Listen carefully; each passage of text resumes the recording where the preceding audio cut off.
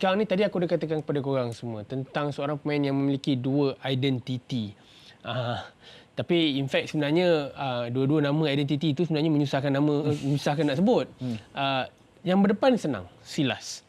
Sama ada yang belakang, Wamangi Tuka ataupun Tompang Bumba. Dia bunyi dia boleh fumble juga kadang-kadang. Walaupun dah research. Walaupun dah research, biasa itu biasa. Tompang Muvumpa. macam punya rhyming. Kalau dia Melayu mungkin nama dia Mustafa, mungkin kita tak tahu. Tapi bercakap soal Silas Vumpa, pemain yang berdepan dengan satu isu. Tetapi isu itu bukannya didedahkan oleh orang lain, tapi dia sendiri yang reveal, Faiz. Bila bercakap soal Silas Vumpa, pemain yang memiliki anugerah Rookie of the Year pada usia 22 tahun. Tetapi in fact, masa dia diumumkan sebagai pemenang tu berusia 21 tahun. Ditipu oleh ejen. Diugut oleh ejen. Mungkin apa kau nak tambah? Untuk Silas, pertama sekali aku nak bagi kredit kepada VfB Stuttgart kerana bukan mudah untuk sebuah kelab menentukan apa PR decision terbaik di sebalik kes ini. Sebab kes ini adalah bukan tumpuan orang di Jerman saja, tapi tumpuan satu Eropah, tumpuan satu dunia kan. Jadi untuk mereka mengambil keputusan, okey, Silas, kami akan bersama dengan anda, kami akan tak akan tinggalkan anda dan kami akan anda akan kekal bersama dengan kami walaupun anda akan menjalani penggantungan. Sebab lepas siasatan, jelas yang Silas bukanlah pihak yang bersalah dalam hal ini kan. Dia telah ditipu ejen. Dan Silas Vumpa juga adalah seorang pemain yang sebenarnya lahir di tahun 1998, bukannya 1999 seperti yang dipalsukan di dokumen kan.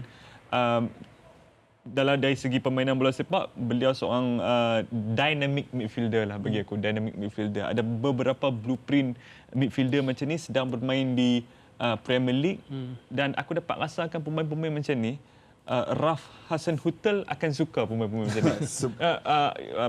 Jurulatih yang progresif macam tu, jurulatih progresif yang terbiasa di kelab-kelab pertengahan di liga besar macam Ralf Hasenhüttl ataupun mungkin Nagelsmann juga Graham Potter akan suka pemain macam ni, dynamic midfielder. Kisah Silas Vumpa ni adalah kisah yang menyedihkan. Bukan kerana kisah dia secara individu saja, tetapi menyedihkan kerana dalam proses media-media Eropah membuka cerita pasal kisahnya, ianya juga memberi kita pandangan kepada satu endemik yang lebih besar dalam dunia bola sepak, iaitu endemik penipuan ejen yang berleluasa di Eropah, terutamanya melibatkan pemain-pemain muda daripada Afrika. Ini bukan kali pertama. Ahmad Diallo masuk ke Itali 6 tahun lepas dengan dokumen-dokumen palsu, dibantu oleh ejen juga. Ejen yang sama menipu Silas Vumpa pada ketika ini juga sedang disaman oleh Yusuf Mulumbu, bekas pemain West Brom yang juga mendakwa ejen ini pernah menipunya.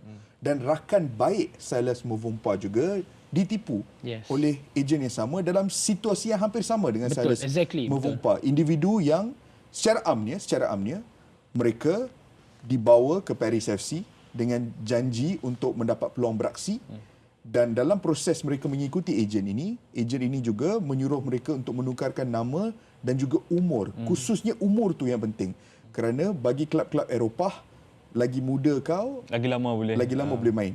Dan itu yang dimahukan. Dan itu yang cuba dilakukan oleh ejen. Tetapi apa yang berlaku selepas itu, peluang bermainan tak dapat. Gaji-gaji ketika beraksi bersama Paris FC, majoritinya diambil oleh ejen.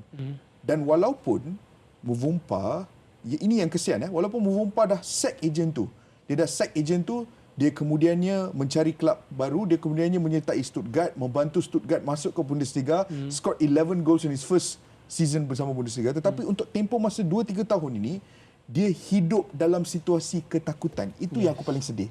Seorang pemain profesional yang begitu prolific, yang sepatutnya boleh membanggakan ibu bapanya dan family dia di Kongo, hidup dalam situasi ketakutan.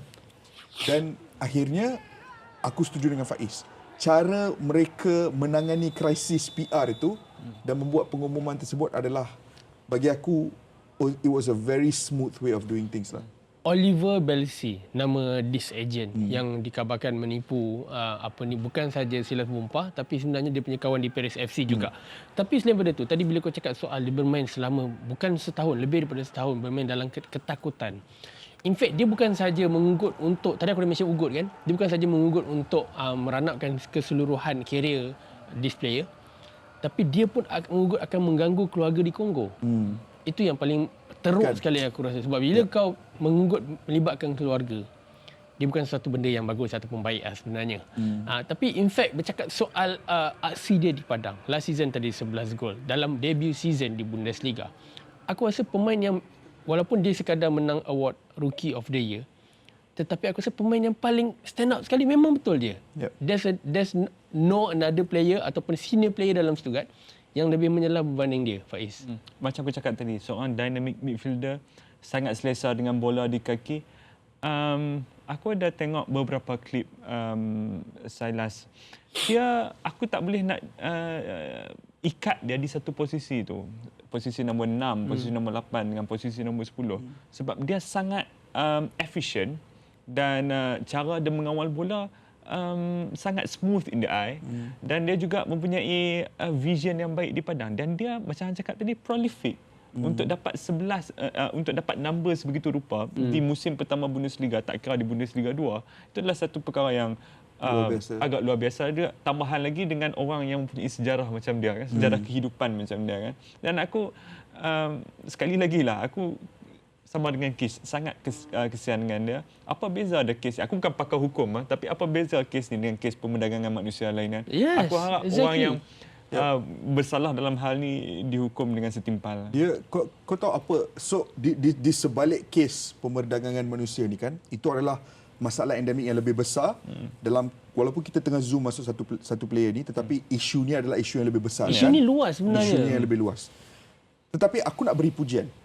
Nak tambah sikit apa yang Faiz cakap. Kerana cara sesebuah kelab, negara dan institusi bola sepak menangani masalah ni bagi aku penting. Apabila isu ni disebarkan di publik, kerisauan aku pada ketika itu adalah apa yang akan berlaku kepada Silas. Adakah dia akan dipenjarakan? Adakah dia akan dihantar pulang ke DR Kongo? Tetapi apa yang aku suka adalah cara Stuttgart, DFB dan Germany sebagai sebuah negara memberi nafas baru dan kehidupan baru kepada Silas. Dan benda ni berkait rapat dengan apa yang kita katakan pasal Stuttgart, bandar yang cukup progresif bersama imigran kan. Cara Stuttgart ni adalah ikon kepada negara-negara dan bandar-bandar lain di seluruh dunia untuk cara menangani imigran.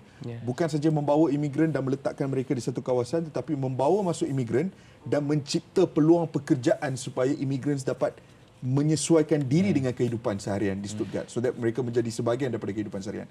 Dan Silas sendiri berkata dalam interview, saya hanya membina keyakinan untuk keluar dan berceritakan tentang kisah saya kerana saya mula merasai bahawa Stuttgart adalah rumah kedua saya. Dan benda itu penting. Kerana kalau Silas tak rasa macam Stuttgart ni second home dia, mungkin sampai sekarang dia masih hidup dalam ketakutan lagi. Aku rasa kalau daripada side Stuttgart, kalau diorang membiarkan perkara ni didedahkan tetapi tak ada effort daripada diorang sendiri, dia akan jadi another story. Sebab bagi aku, katakan kita, let's say you are talking about the other scenario, mungkin bercakap ataupun bercakap soal Stuttgart tu sendiri, mereka menolak untuk mengambil sebarang tanggungjawab daripada isu ni. Sebab benda ni bukan masalah sebenarnya aku. bukan salah dia pun kan? Bukan salah aku. Ini melibatkan pemain dan juga ejen. Apabila pemain tu hire seorang ejen, itu adalah between these two party. Kelab tak ada kena-mengena. Tetapi sebaik saja Bundesliga mengumumkan dia punya denda lebih kurang 30,000 euro. So apabila denda itu diumumkan, benda pertama yang Stuttgart cakap, yes, we will pay that amount. Fine. But then we still on behalf of Silas. Kita tak akan membiarkan Silas. Dan tetapi itulah kadang-kadang orang, jadi aku dah rasa macam tu rumah pula ni. Bila doa orang tiada ni lain macam agak pusing dia. Sebab kebetulan kawan ni pun tengah injured lutut. So macam hari ni pun sebenarnya, hari ni dia masih lagi tak bermain. Tapi bukan sebab digantung, sebab dia digantung 3 bulan seperti yang kita tahu. Tapi dia masih lagi belum fully recover daripada pengantungan dia dah habis. Pengantungan dia sampai September sahaja. Tapi that's the fact. Mungkin selepas ni kita nak sentuh pasal berapa jumlah jaringan ataupun aksi daripada Stuttgart this season, mungkin dia berkait juga dengan kebergantungan Stuttgart dekat Silas. Dan aku cuma gembira yang kes dia dah diselesaikan.